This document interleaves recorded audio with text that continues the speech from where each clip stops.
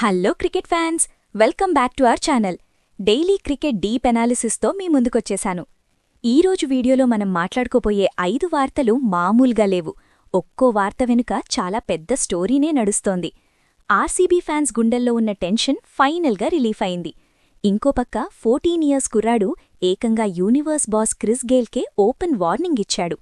అటు KKR master plan ఏంటి, గంభీర్ ధోనీ మధ్య జరిగిన ఎమోషనల్ కన్వర్జేషన్ ఏంటి, బంగ్లాదేశ్ చేతిలో పాకిస్తాన్ పరువు ఎందుకు పోయింది, ఇవన్నీ డీప్ ఎనాలిసిస్తో ఒక్కో న్యూస్ని 2 నిమిషాలపాటు ఫుల్ డీటెయిల్గా కవర్ చేద్దాం.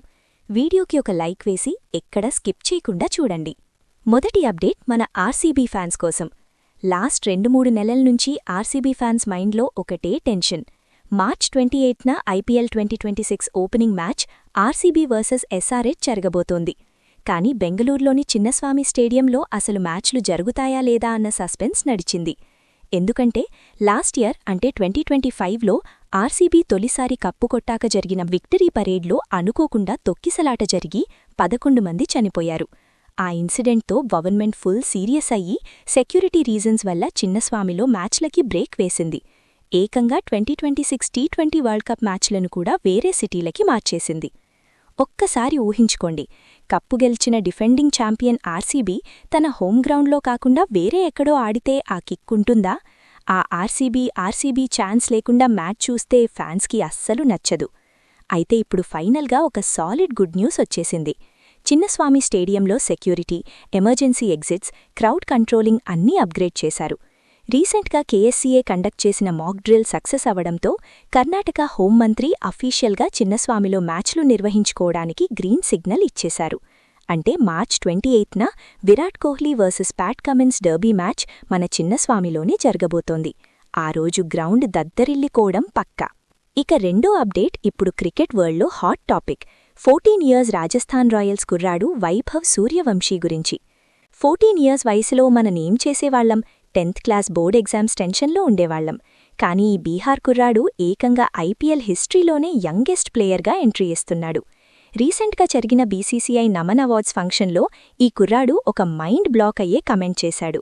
క్రిస్ గేల్ కొట్టిన 175 రన్స్ ఆల్ టైమ్ రికార్డ్ని నేను ఈ ఐపీఎల్ 2026లోనే బద్దలు కొడతాను అని ఓపెన్గా స్టేట్మెంట్ ఇచ్చాడు.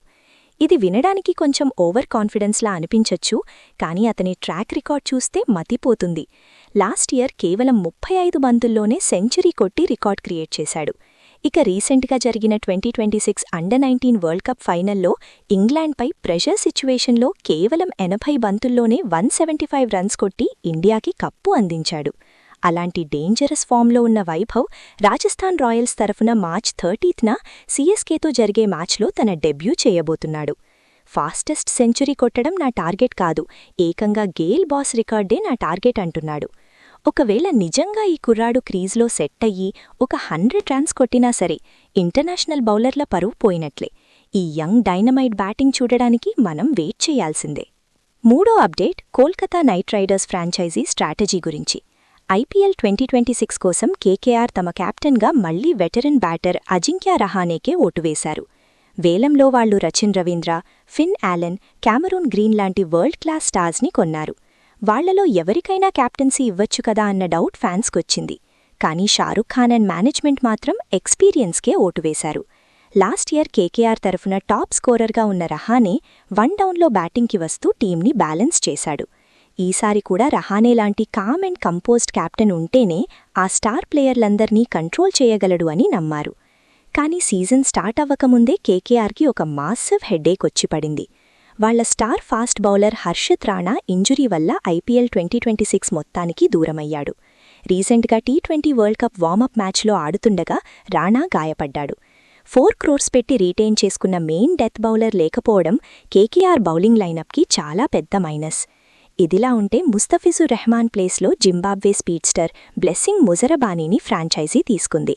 రహానే కెప్టెన్సీ బావున్నా రాణా లేని లోటుని కేకేఆర్ ఎలా ఫిల్ చేస్తుందో చూడాలి. ఇక నాలుగో అప్డేట్ ఇద్దరు లెజెండ్స్ మధ్య ఉన్న మ్యూచువల్ రెస్పెక్ట్ గురించి. మన team India head coach Gautam Gambhir, MS Dhoni గురించి చేసిన కమెంట్స్ ఇప్పుడు ఇంటర్నెట్ని షేక్ చేస్తున్నాయి. అసలేం జరిగిందంటే ఇండియా టీ20 వరల్డ్ కప్ 2026 ఫైనల్ గెలిచినప్పుడు డగౌట్లో ఉన్న గంభీర్ చాలా హ్యాపీగా నవ్వడం మనం చూశాం. గంభీర్ నవ్వడమనేది చాలా రేర్ కదా.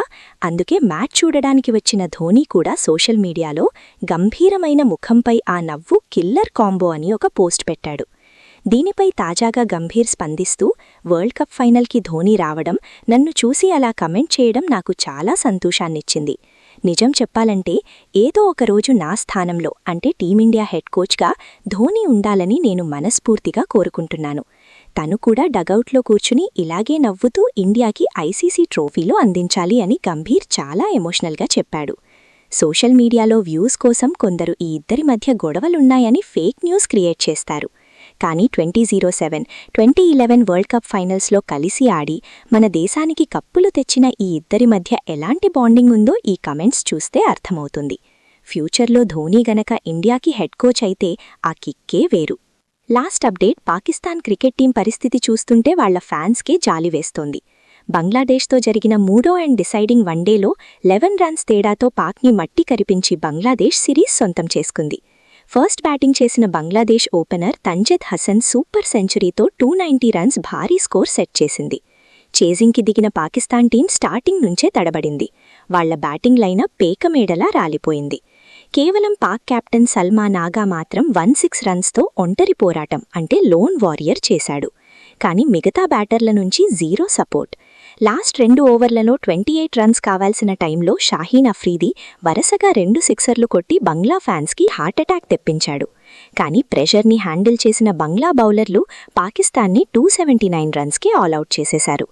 ఒకప్పుడు పాకిస్తాన్ అంటే బంగ్లాదేశ్కి భయం ఉండేది. కానీ ఇప్పుడు పాకిస్తాన్ టీం ప్రెషర్ సిచ్యువేషన్స్ వస్తే ఈజీగా చోక్ అయిపోతున్నారు. తమ హోమ్ గ్రౌండ్లో సిరీస్ ఓడిపోయిన పాక్ టీంపై వాళ్ల దేశంలోనే ఫుల్ ట్రోలింగ్ నడుస్తోంది. సో ఇది ఇవాల్టి deep and exclusive cricket analysis. మరి ఇందులో మీ ఒపీనియన్ ఏంటి? 14 ఇయర్స్ కుర్రాడు వైభవ్ నిజంగా గేల్ 175 రికార్డ్ని బ్రేక్ చేయగలడా? అలాగే ఫ్యూచర్లో ధోనీ టీమిండియా హెడ్ కోచ్ అవ్వాలని మీరు కూడా కోరుకుంటున్నారా? కింద కమెంట్ సెక్షన్లో మీ ఆన్సర్స్ చెప్పండి. ఈ ఇన్డెప్త్ అనాలిసిస్ మీకు నచ్చితే ఖచ్చితంగా లైక్ చేయండి. మీ క్రికెట్ వాట్సాప్ గ్రూప్స్లో షేర్ చేయండి. ఛానల్ని సబ్స్క్రైబ్ చేయడం మాత్రం మర్చిపోకండి. రేపటి వీడియోలో కలుద్దాం. Until then take care.